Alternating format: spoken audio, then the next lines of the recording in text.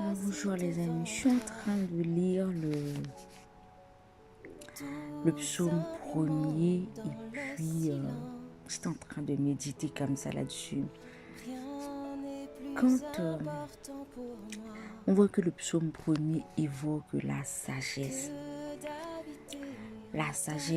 tout comme c'est dans le livre de un roi ou de deux rois, je me rappelle plus, lorsque Salomon, je me rappelle plus du livre, lorsque Salomon a demandé de la sagesse à Dieu, Dieu lui a dit, puisque tu m'as demandé de la sagesse pour gouverner, mais la sagesse, automatiquement, c'est quelque chose de très important dans la vie. Quand je parle de la sagesse,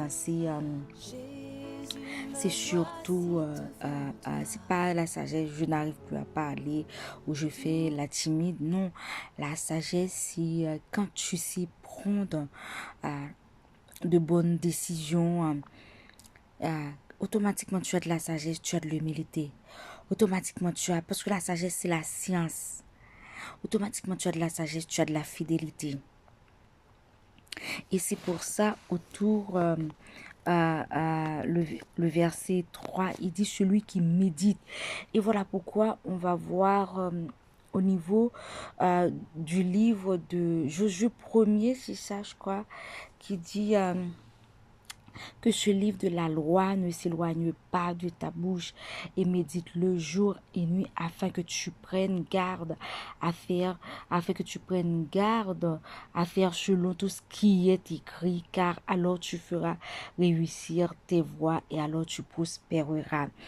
Mais quand la sagesse ne se trouve nulle part que dans la parole de Dieu. Quand tu lis et tu médites la parole de Dieu, on peut voir aussi, c'est au niveau du livre de Proverbes, je crois, qui dit, c'est dans Proverbe 6, du verset 21, qui dit, mon fils, garde, non, c'est même pas ça, et qui dit que la bonté et la fidélité ne t'abandonnent pas. Lis-les à ton cou, écris-les sur la table de ton cou.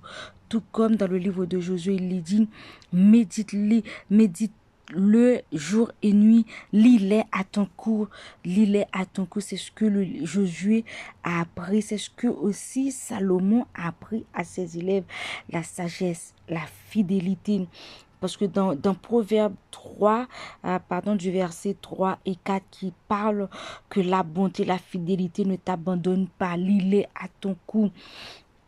Et on peut voir aussi, c'est dans quel livre qui parle, et dans Proverbe 3, du verset 3, qui dit que la bonté et la vérité ne t'abandonnent pas. Lis-les à ton cou, écris-les sur la tablette de ton cœur et tu trouveras la faveur et la bonne sagesse aux yeux de Dieu. Mes bien-aimés, c'est important. En fait, on voit que symbolise le cou. Le cou, ça symbolise, c'est quelque chose qui porte le jour, qu'on voit que on peut prendre l'exemple d'un animal qui laboure. On voit par exemple le bœuf qui laboure, ça on lui met le truc au niveau du cou et ça symbolise ça. Tu dois être, tu dois être le doulos, ça représente l'esclave. L'esclave, tu dois être l'esclave de la parole de Dieu. Être toujours, c'est ce que le livre de Proverbes veut nous faire comprendre. Tu dois être l'esclave de la parole de Dieu. Mais quand tu es l'esclave de la parole de Dieu, tu veux réussir dans ta vie, lis et médite la parole. Fais la parole, en fait.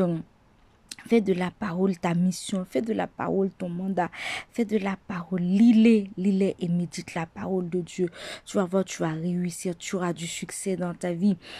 Tout ce que tu entreprendras, tu réussiras et tu auras comme il a dit dans Luc 10, tu auras du pouvoir, de la puissance pour vaincre l'ennemi par la prière et c'est la puissance de la parole qui te donnera de la puissance. C'est en fait, ça me permet de méditer et de faire le tour autour de tous ces versets parce qu'il est dit, tu vas être comme un arbre planté près d'un courant d'eau qui donne son fruit en sa saison et dont le feuillage ne se flétrit point. Tout ce qu'il fait lui réussit. C'est la partie B, dans l'intersection de la partie B, qui m'a interpellée et qui m'a fait faire le tour.